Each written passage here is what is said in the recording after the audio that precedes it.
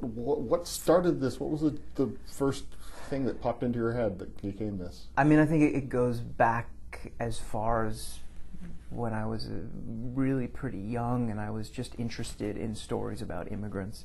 I grew up in Los Angeles, or part of my childhood was in LA, and I was always surrounded by immigrants, and then later lived in Paris and became particularly interested in the lives of new immigrants to that city, and North African and West African immigrants in particular.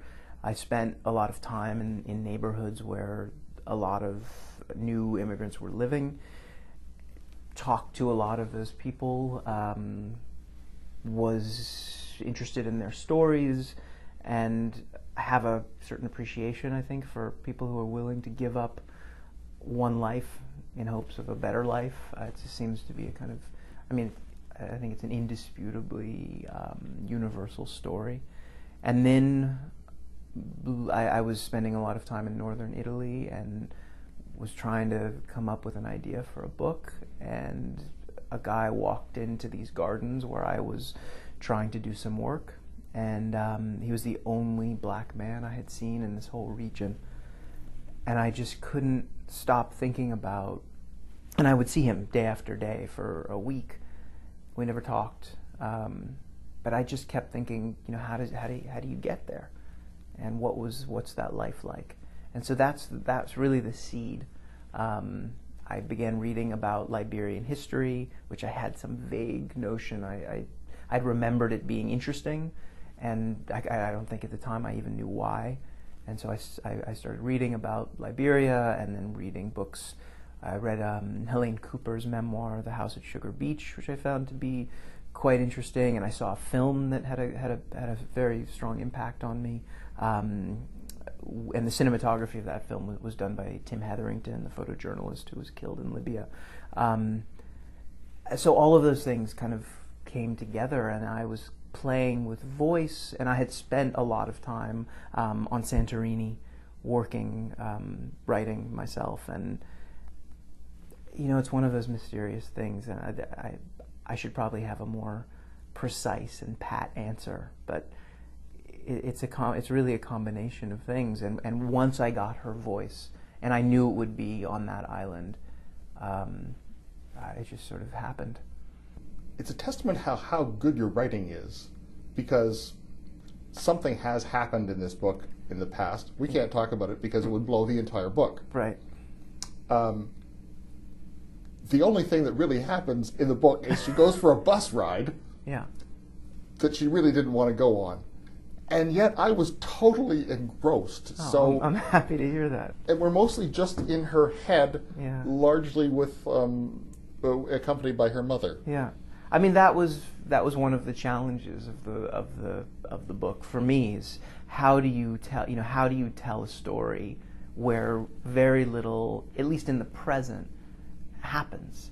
And I would argue that a little bit more than just this bus ride.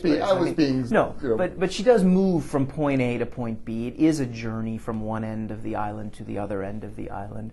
And I kept thinking, something else has to happen. She needs to be arrested, or she needs to break her leg. Some kind of drama in her present life. And it just, every time I moved in that direction, it felt false, and it felt counter to the sort of ethos of the novel and the idea. And what I was reminded of is how much time someone who is homeless spends alone. And in talking to people, in the little research I did in this book, that's something that I heard over and over again. Part of the difficulty of being homeless is that you are alone, and that you have an enormous amount of time to just sit. And there is, I hope, an inherent drama in that solitude. It would be easier for her, I think, on a certain level, if something happened, if she were pursued by, a villain, if she did get arrested, if any of those things had happened, I think it would allow for her to avoid what she is trying to avoid throughout most of the book, which is her memory. Part of what happens in the book is that she has to reconstruct her life, and that there are very practical problems that she has to deal with: how to feed herself, how to shelter herself, where to go to the bathroom, how to find a home that is reasonably secure. And those are, on one hand, minor problems and relatively easily solved, but on the other hand, they're deeply important. And for me, that's part of the plot. And I began the book by asking this question: what do you do if you end up in a place with nothing? You know, practically, what is the first thing you do? What is the second thing you do? How do you literally construct a life? And that feels, for me anyway, is propulsive in terms of plot. The book is A Marker to Measure Drift. I've been speaking with the author Alexander Maksik, and A Marker to Measure Drift, published by Doubleday Canada.